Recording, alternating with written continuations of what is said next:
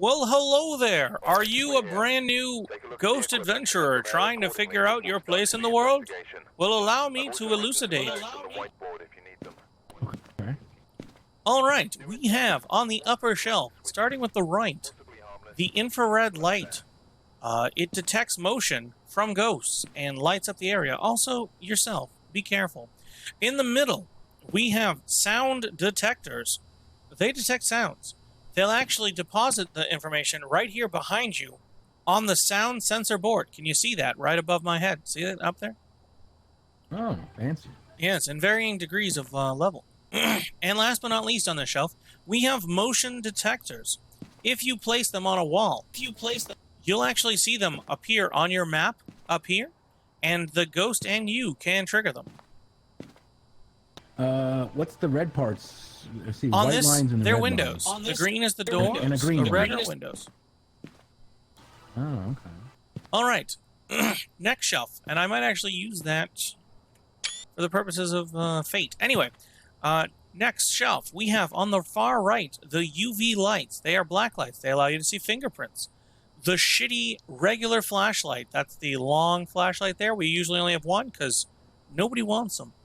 And the video camera, which, as you can imagine, you use to see ghost orbs and other accoutrements from a distance, remotely. Now, can our cameras that are on our shoulders not see the ghost orbs? You mean on your head with this thing, these head-mounted ones? Yeah. They can, as long as you don't have your flashlight on, potentially. Oh, okay. So you can, in fact, use it for that purpose. And is it just your regular flashlight that ruins it? Does like the UV not ruin ghost orbs? UV does potentially highlight, but I mean, it's varying degrees. And in theory, the advantage to a regular video camera is that you don't need to be there to put it down. But yes, otherwise you can use that. All right, on the bottom shelf, we have the journal where the ghost will sometimes write in it. And strong flashlights. These are the flashlights you want. They're the best ones. They're Strongco flashlights. All right, top shelf here on the left, you've got your spirit box. If the lights are off and the ghost is so inclined, you can ask it a question like, where are you? How old are you? Things like that. And it'll give you a one-word response. Only with the lights off? Only with the lights off. You can have your flashlight on, but the room lights need to be off. So if you notice that the lights are on, that might be why they're not working. Next, you have glow lights. They're like a portable UV light that you can place down on the ground. So they go in hand, you light them up, bam, there they are. Your temperature sensor. Now, do you use Fahrenheit or Celsius? Fahrenheit. But do you have it set to use Fahrenheit in the game? Hey, I don't know. Probably not. So in that case, just so you're aware, in Celsius terms, you're generally looking for around 5 degrees Celsius or 0 degrees Celsius. That's your rough idea. 0 degrees, as you might remember, is 32 degrees Fahrenheit. Yes, frozen. Exactly. Negative Celsius or anything below 32 is freezing temps. Your breath will usually be visible in that moment. And last but not least on the shelf, Sanity Pills.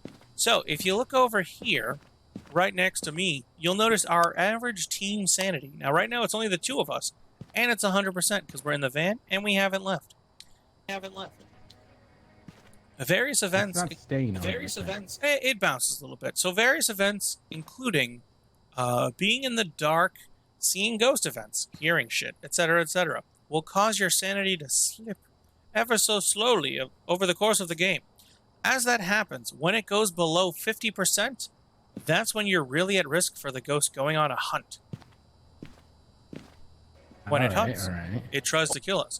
Along those lines, second shelf here, you have crucifixes placed in an area around where the ghost is at that moment. So you put them down on the ground, and if the ghost tries to manifest around it, it'll prevent it and break off one of the tines of the crucifix on either side. Eventually, both are gone, and it looks like just a stick.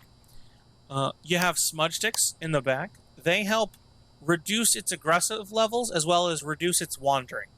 Ghosts can sometimes wander. This helps cut that down. EMF detector. So chill them down. Yeah, basically chills them the fuck out. EMF detector, you can imagine, goes from 1 to 5.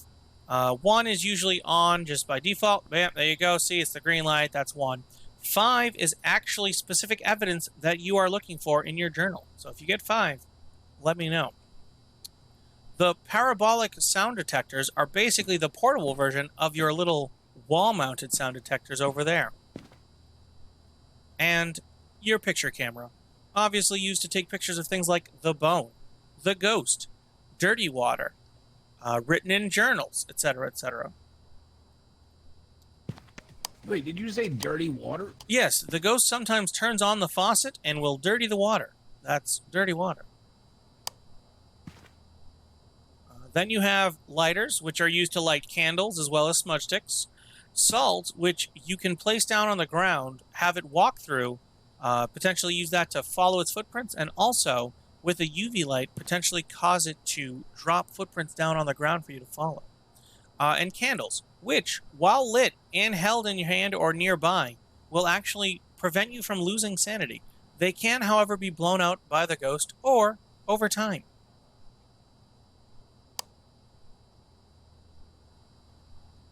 And that's adventuring for ghosts and you.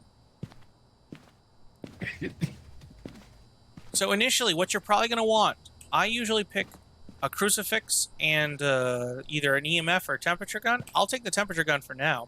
If you want, go ahead and take the EMF and the crucifix. You could also pick up a picture camera. Other people pick up different things. It's up to you.